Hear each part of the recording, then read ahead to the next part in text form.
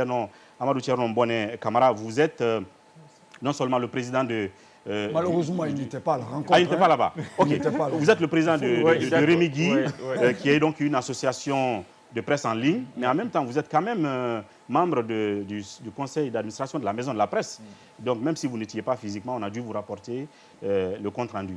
Qu'est-ce qu'on a dit à cette réunion? Qu'est-ce qui en a résulté exactement? Oui, effectivement, c'est que cette réunion était la suite d'une autre qui a eu lieu juste avant la fête. Et il était question, sous le leadership bien sûr du président du conseil d'administration de la Maison de la Presse, également président de l'Urtelgui, il était question de se retrouver pour tirer les leçons. Après autant de mois de combat avec des moyens différents et des stratégies différentes, il était question de se retrouver. Quand je dis moyens différents, stratégies différentes, vous savez bien que parmi nous, il y a notre collègue Pendessa qui est même allé jusqu'en prison pour cette affaire. On a vu que le syndicat a appelé un moment à une manifestation. De l'autre côté, on a eu une démarche pas contraire, mais qui va dans un autre sens, qui consistait à aller taper à toutes les portes, à aller discuter, à aller dialoguer avec les autorités et obtenir gain de cause. Nous sommes parvenus à la conclusion que l'une et l'autre de ces démarches-là n'ont pas permis d'atteindre l'objectif. L'objectif étant d'arriver à bout de 3 problèmes. Le premier, vous l'avez bien libellé au début, c'est le brouillage des ondes de certains médias, c'est le décrochage de certaines télés sur les bouquets de Canal+, puis Star Times. La troisième chose, c'est aussi la restriction qui continue sur le site Internet, notamment Mosaïque Guinée, qui est membre de Rémi Guy, dont je suis le président. Et donc, on s'est retrouvé des heures durant et à tirer les leçons. Principalement, nous sommes parvenus à la conclusion que les autorités font la sourde oreille malgré nos démarches qui ont été menées. Et nous avons donc décidé de tirer aussi un peu les leçons à l'interne et se rendre compte qu'en réalité, nous ne conjuguions pas le même verbe, nous n'utilisions pas le même chemin. Nous nous sommes dit qu'il faut donc réunir les énergies et vous regarder dans le même sens, aller à la recherche de cette solution. Et le problème fondamental aujourd'hui, c'est que même à l'intérieur du gouvernement ou du système, ce n'est pas la volonté qui manque sur certains. Et on a rencontré les 2 premiers ministres, Bernard Gomou et M. Amadou Ouriba.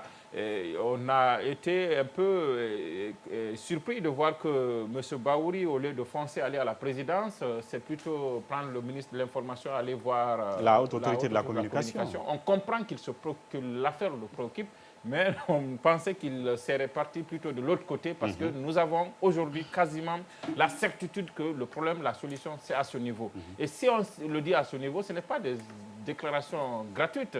On nous a fait comprendre ici que l'ARPT relève de la présidence et puis ensuite on sait que certaines choses qui se font aujourd'hui, notamment au niveau de l'ARPT, ne pourraient pas l'être s'il n'y avait pas véritablement l'aval de la présidence. Donc nous avons tiré la leçon qu'il faut aller aussi voir le président de la transition, s'il accepte bien sûr de nous recevoir, parce que c'est un processus, nous ne partons pas forcer les portes du palais, nous écrivons un courrier, nous demandons une audience comme toute autre Guinéen, comme toute autre organisation, nous essayons de voir comment le rencontrer et parler de ce problème-là de vive voix.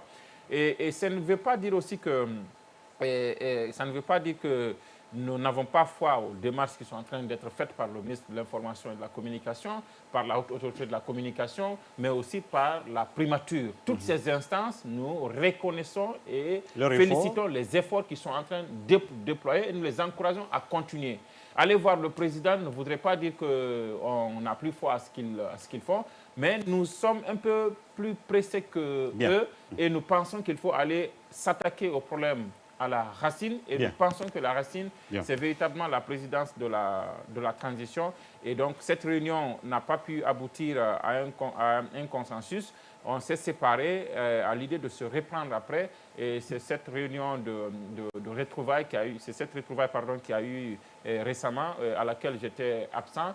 Mais fondamentalement, ce qu'il faut saluer, c'est que toutes les organisations, qu'il soit le syndicat ou les associations de presse, nous avons décidé ensemble d'aller voir le président de la transition, voir aussi, explorer cette autre voie. Nous espérons pouvoir attirer l'attention du chef de l'État et pouvoir discuter avec lui parce que des discussions nous avons eues avec lui au début. Il y a eu des engagements et nous sommes conscients que certains de ces engagements qu'il avait pris, il les a remplis à moitié. Bien. Il avait promis de nous garantir la liberté de la presse. Malheureusement, ce n'est pas le cas. Il nous avait promis une maison de la presse, c'est à moitié le cas. Il nous avait promis de d'augmenter la subvention. Ça a été fait une année après, ça a été délaissé. Il y a beaucoup d'autres situations comme ça. Je pense que 2 ans après, pour le président même, ce serait important qu'on se retrouve, qu'on fasse le bilan de notre... Pour faire le point des engagements. Faire le point, parce que nous avons eu le sentiment qu'il nous a abandonnés en plein vol. Nous avons commencé cette transition ensemble.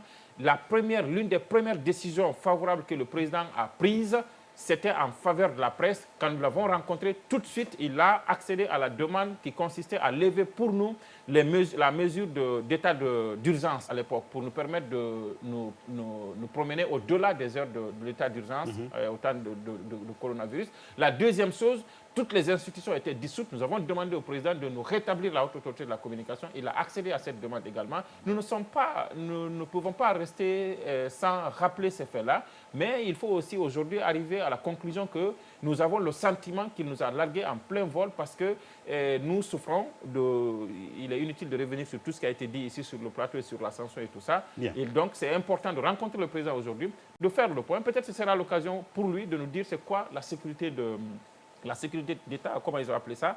Sécurité nationale. La sécurité c'est nationale, le concept valise qui a été utilisé. Ensemble, nous conjuguons les efforts et qu'on réparte et qu'on normalise en fait les relations entre les autorités et les médias. Ça ne veut pas aussi dire qu'on va pour commander notre liberté. Hein. Ça ne va pas aussi dire qu'on se plie à 4 pour aller se donner à une autorité. Je pense qu'aujourd'hui, il faut être réaliste. Il faut aller s'attaquer au problème là où on peut trouver la solution et afin que toutes ces situations-là puissent finir et que chacun de nous ici puisse reprendre ses activités pleinement dans son média qu'il emploie. Merci Thierno Amadou Mbone Camara. Je rappelle encore une fois que vous êtes président du Remigui, une des associations fêtières de la presse en ligne, et puis membre du conseil d'administration de la Maison de la Presse qui a abrité et même invité les associations de presse à cette réunion d'hier.